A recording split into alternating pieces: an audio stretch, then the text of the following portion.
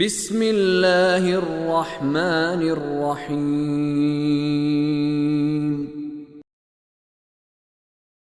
وهو القاهر فوق عباده وهو الحكيم الخبير قل أي شيء أكبر شهادة قل الله شهيد بيني وبينكم وأوحي إلي هذا القرآن لأنذركم به ومن بلغ أئنكم لتشهدون أن مع الله آلهة أخرى قل لا أشهد قل إنما هو إله واحد وإنني بريء مما تشركون آیت نمبر 18 وَهُوَ الْقَاهِرُ فَوْقَ عِبَادِهِ، اور یہ اوپر والی بات کیوں کی گئی؟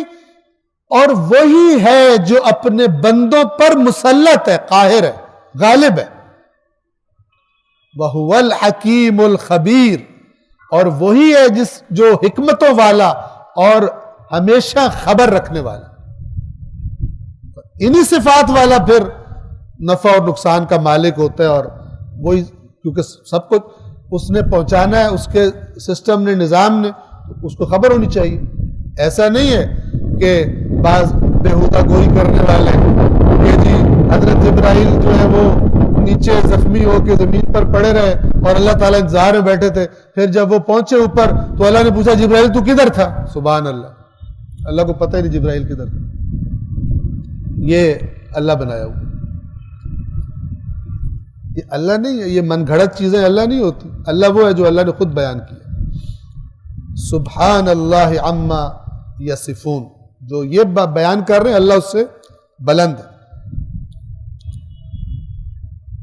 اور وہی اپنے بندوں پر غالب ہے، اور وہی بڑا حکمت والا اور باخبر۔ اب ظاہر ہے جو کافر تھے وہ اپنے عقیدوں پر تھے، مشرک، وہ گویا رسول اللہ سے کہتے ہیں جو تم باتیں کر رہے ہو اس پر کیا گواہی ہے؟ اب اللہ، یہ رسول پاک کس کو گواہ بنا رہے ہیں؟ اللہ کو گواہ بنا رہے ہیں۔ کیا مطلب کہ اللہ نے ان کافروں کے سامنے آ کے گواہی دینی؟ نہیں، قرآن کے ذریعے کہہ رہے کہ یہ جو اللہ بتا رہے ہیں نا، یہ اللہ گواہی دے رہے ہیں، یہی ثبوت ہے میرا۔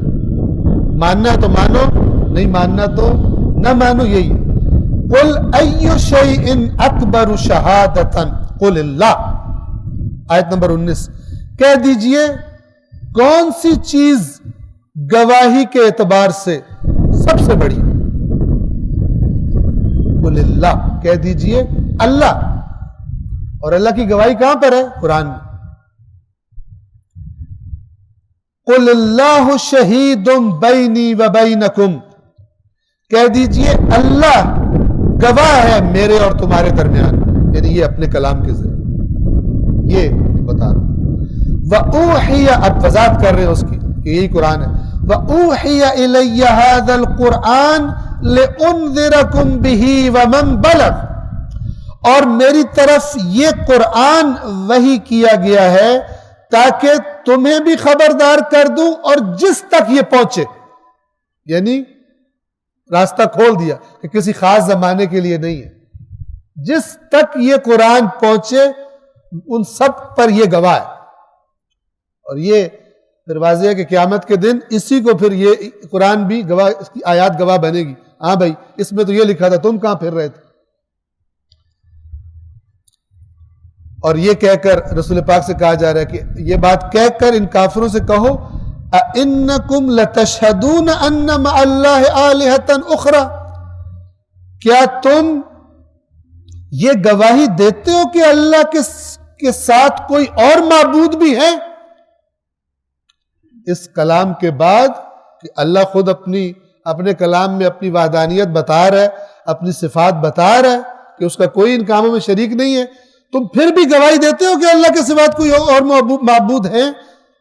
قل لا اشہد، تم دیتے ہو؟ کہہ دیجئے میں ایسی گواہی نہیں دیتا، میں گواہی نہیں دیتا یہ والی۔ کیوں؟ قل انما هو الہ واحد، کہہ دیجئے کہ صرف وہی ہے جو معبود ہے، اور معبود واحد ہے، ایک ہے، دوسرا کوئی معبود نہیں ہے.